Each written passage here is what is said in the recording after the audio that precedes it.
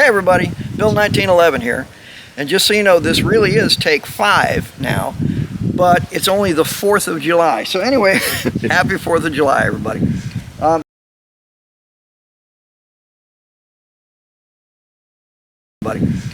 Today we're going to look at spray painting this little old Marksman BB gun. Now as you can see, the finish is coming off of this thing.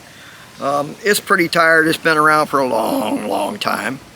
So what we're going to do is, now whenever you use one of these, you put a drop of oil in it here and there, and eventually you get to where you can actually feel a little bit of stickiness and oil on the outside of it. So one of the things that we're going to do is we're going to use rubbing alcohol to swab this down and clean it, okay? And when we do that, that's going to make it so that the paint will stick to it. We're also going to take some sandpaper and just give it a light sanding to get it to stick good and to smooth out some of the little edges on the paint that are coming off. But if you look, if I just run my finger off this, a lot of this paint is just coming right off of it. So it really needs to be done. So if you've got one of these old Marksmans that you want to clean up, that's what we're going to do today.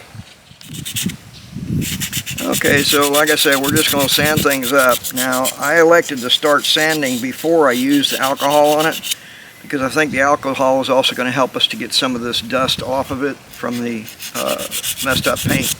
But as you can see, it's coming right off. So this paint was barely stuck on here anyway. So we just want to give this thing a little light sanding, get it cleaned up, ready for paint. And then we're going to squirt it with spray paint and we'll be done. So it won't be a long project, just a few minutes. We're going to do most of the sanding off camera, but I did want to show you what we're doing with it, okay, to get it cleaned up. So I mean, the whole thing can use this. So that's what we're doing. Give you a little idea about this paint. It gets all over you when you're sanding this, so don't do this in the house. Make sure you do it outside. Another thing, when you're dealing with spray paint, you always want to be in a well-ventilated area anyway, so that's why we brought it out here in the backyard, where the mosquitoes have attacked my cameraman. And you should see him. He looks like some kind of zombie over here. He's got his shirt pulled up over his face. I'm telling you, he's something else. All right, well, so we're going to just work on the slide a little bit on this side, and I think we're going to be just about ready to block off the barrel and spray paint it. All right, so a little bit more. See, I've come right off of there. This paint was just really not sticking to this very well. Now, what kind of sandpaper is that? This is called emery cloth, and it doesn't matter if you use this or another sandpaper. The sandpaper you use is going to be fine. This is not going to look like, you know, you put it in a automotive spray booth and bake the paint or anything like that. It's just going to be covered. So that's what we're up to. Now, one of the things about these things is that they take gun oil. Okay, the funny thing about paint is that gun oil tends to be an excellent solvent on paint. It literally dissolves it right off the side of the gun. We did a video on color fill a little while ago, which one of our viewers wrote in and said that he has a friend that uses paint. And the problem is the paint doesn't last very long. And that is true, it doesn't last very long. You have to touch it up an awful lot, okay? But that's because oil, gun oil, and also bore solvent also makes a really good paint thinner. It'll strip paint right off. So, with that in mind, I think we're just about ready to rub this down with alcohol and stick some paint on it.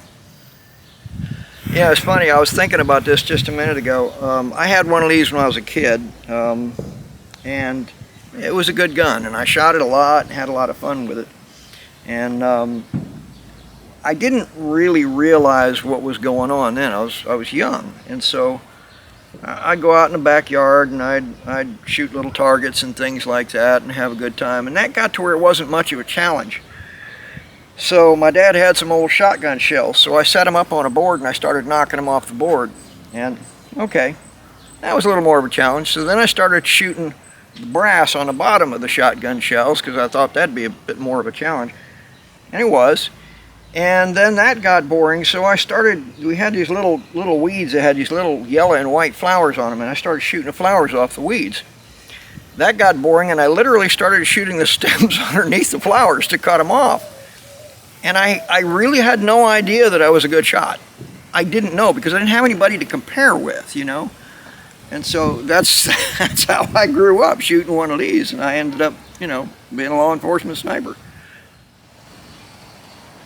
Okay, so what we're going to do now is we don't really want paint to go down inside the barrel on the gun. So what we're going to do is we're going to block the barrel like this. And that's going to keep the paint out of the barrel so that we don't mess it up. And if everything goes right, if I can show the camera what I'm doing, then we'll keep our bore from getting paint in it. So here we go. Alright, so now we're going to squirt paint on this devil. Okay, how much alcohol should you use is the question my cameraman just asked. And enough to get the job done. It doesn't take a tremendous amount. What you're trying to do with the alcohol is get any residual grease off the gun so that the paint's going to stick to it. So as you're wiping it down, if you see wet and then that wet evaporates and dries, that's what you want. Okay, now as I was saying, to let you know about my cameraman, he's actually a really good guy. We just bust on each other all the time, so if you hear him giggling and me calling him names, I'm really not putting him down because he's a good friend and a decent guy. I'd say he's a good man, but I don't know if I want to go that far. Alright, so this little port up here, the BBs go into that port, so I think we're going to go ahead and block that off too. It's not a big deal. We just take off another little corner of this and stick it in there. Now we could also have used tape on this, but this will work fine. It'll get the job done. This is the hillbilly high method of masking. It's always important to shake your spray paint very, very well because this is going to mix the pigment throughout the paint so it doesn't get spotty and all the rest of that.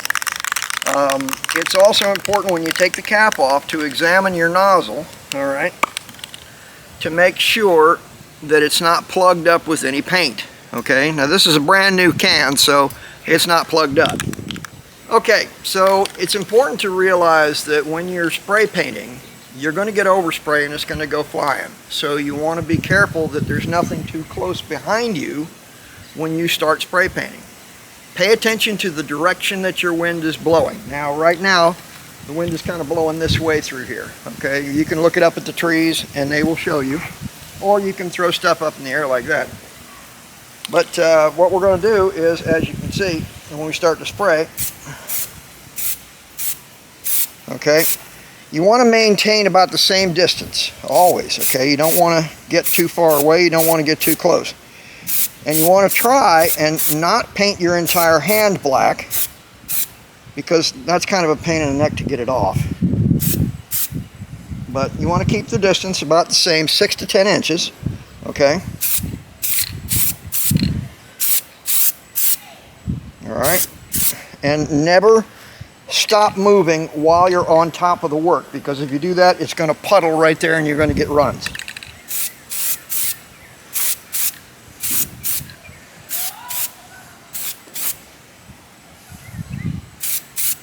Okay, now I'm starting to get my hand.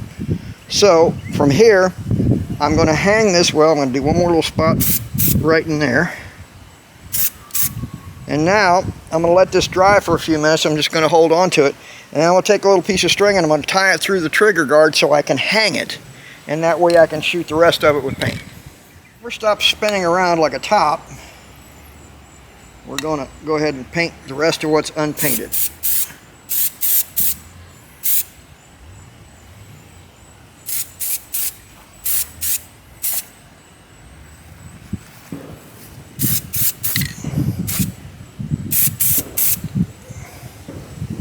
kind of chasing it a little bit, but...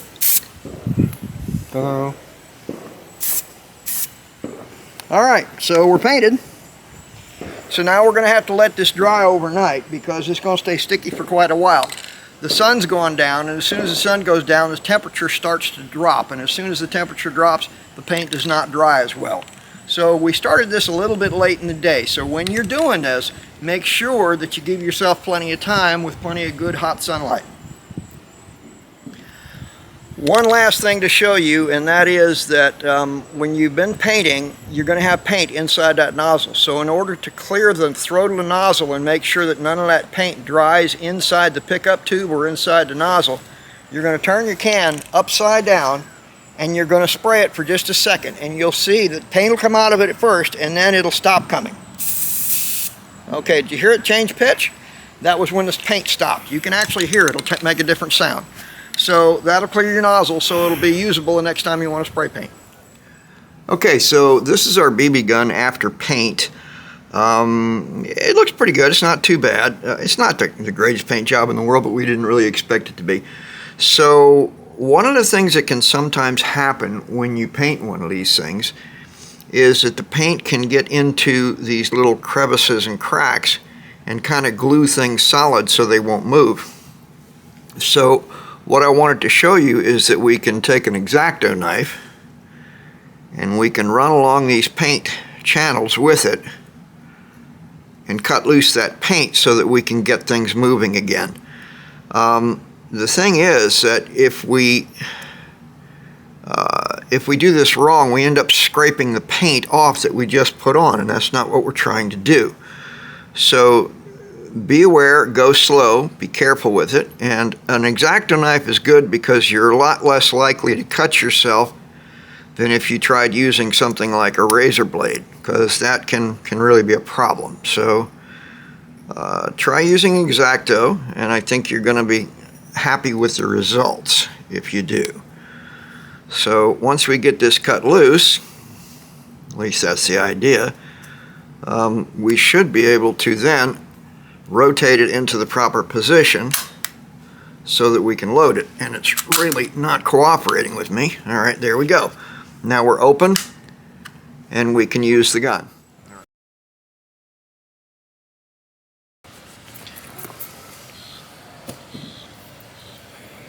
You done? My cameraman is terrified of these mosquitoes. He's out there tearing it up with the cutters again, trying to squirt cutter on the middle of what we're doing here, and that's going to cause a problem. I'd hate to have to choke him.